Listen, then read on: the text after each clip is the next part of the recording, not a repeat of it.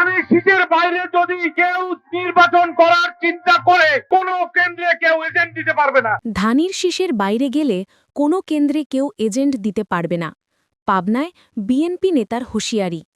আমরা ধানের শীষের বাইরের কেউ না। ধানের শীষের বাইরে যদি কেউ নির্বাচন করার চিন্তা করে তাহলে কোনো কেন্দ্রে তারা কেউ এজেন্ট দিতে পারবে না বলে হুঁশিয়ারি দিয়েছেন পাবনার ভাঙ্গুড়া উপজেলা বিএনপির আহ্বায়ক নূর মুজাহিদ স্বপন। শনিবার সন্ধ্যায় পাবনা ৩ আসনের চাটমোহর ভাঙ্গুড়া ফরিদপুর বিএনপি প্রার্থীর পক্ষে গণমিছিল শেষে চাটমোহর বালুচর খেলার মাঠে সমাবেশ থেকে তিনি এই হুঁশিয়ারি দেন।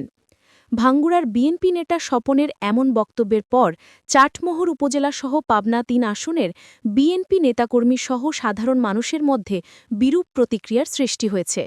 মুহূর্তেই তার এই বক্তব্যের ভিডিও সামাজিক যোগাযোগ মাধ্যমে ভাইরাল হয়। প্রসঙ্গত, পাবনা ৩ আসনে বিএনপির মনোনয়ন দেওয়া হয়েছে কৃষক দলের কেন্দ্রীয় সভাপতি ও পাবনার সুজাননগরের সন্তান কৃষিবিদ হাসান জাফির তুহিনকে। তবে তাকে বহিরাগত উল্লেখ করে স্থানীয় প্রার্থীকে মনোনয়ন দেওয়ার দাবিতে আন্দোলন করছেন ওই আসনের বিএনপির একাংশের নেতাকর্মীরা।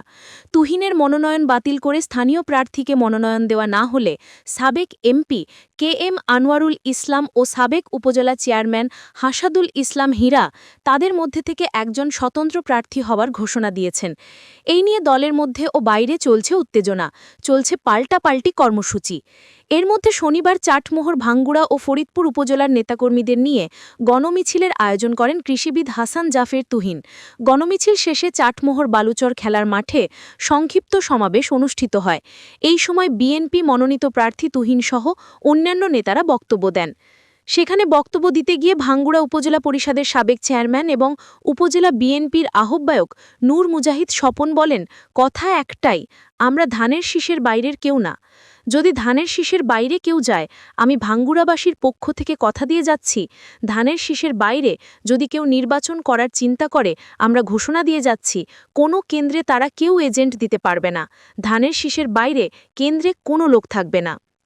এ বিষয়ে ভাঙ্গুড়া উপজেলা বিএনপির আহ্বায়ক নূর মুজাহিদ স্বপন বলেন, আমি বোঝাতে চেয়েছি বিএনপির সিদ্ধান্তের বাইরে যদি কেউ নির্বাচন করে তাদের উদ্দেশ্যে কথাটি বলা হয়েছে। আমি সবসময় চেষ্টা করব বিএনপি সবাই একসঙ্গে থাকব। পাবনা জেলা বিএনপির সাবেক দপ্তর সম্পাদক জহুরুল ইসলামকে বলেন, বিএনপি গণতান্ত্রিক দল, আমরা অনুরোধ করতে পারি কিন্তু হুমকি দেব না। আমার বিশ্বাস যারা ধানের শীষের বাইরে রয়েছেন খুব শিগগিরই তারা দলের প্রার্থীর পক্ষে কাজ করবেন। পাবনা জেলা বিএনপি সদস্য সচিব মাসুদ খন্দকার বলেন, সে এত কাঁচা রাজনীতিবিদ নয়, আপনারা সাংবাদিকরা তার কথার ভুল ব্যাখ্যা করছেন, সে অন্য কিছু বোঝাতে চেয়েছে।